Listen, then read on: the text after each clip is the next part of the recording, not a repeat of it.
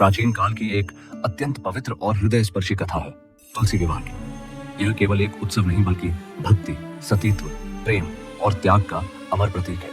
एक समय की बात है, वृंदावन जैसी शांति वाले प्रदेश में वृंदा नाम की एक पवित्र, सौम्य और पतिव्रता स्त्री रहती थी। वृंदा का हृदय भगवान विष्णु के चरणों में बसा था, पर उसके जीवन का धर्म था अपने पति की सेवा, अपने पतिव्रत की शक्ति को अक्षुण्ण रखना। उसका पति जलंधर एक शक्तिशाली असुर राजा था जो जन्म से ही अद्भुत पराक्रमी था, और उसकी सबसे बड़ी शक्ति था वृंदा का सतीत्व। वृंदा की अटल भक्ति और पवित्रता के कारण देवता भी उसे पराजित नहीं कर पा रहे थे। इंद्र से लेकर वरुण तक हर कोई जलंधर की बढ़ती शक्ति से भयभीत था।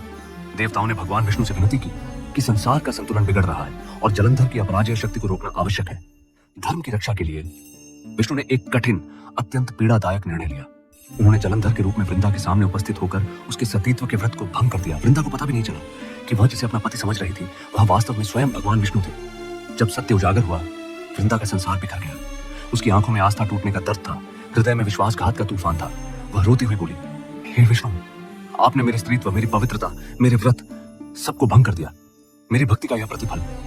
दुख और क्रोध में डूबी वृंदा ने विष्णु को शाप दिया कि वे पत्थर बन जाए, और यह शाप तुरंत ही फलित हुआ। विष्णु का शालिग्राम स्वरूप प्रकट हुआ, पर कथा यहीं समाप्त नहीं होती। वृंदा का हृदय इतना टूट चुका था कि वह शोक से धरती पर गिर पड़ी। वह अत्यंत वेदना में अपने प्राण त्याग देती है, और तभी वृंदा के शरीर की भस्म से जहां उसके आंसू गिरे थे वहीं से एक दिव्य पौधा उगने लगा। धीरे धीरे वह पौधा पवित्र तुलसी के रूप में प्रकट हुआ।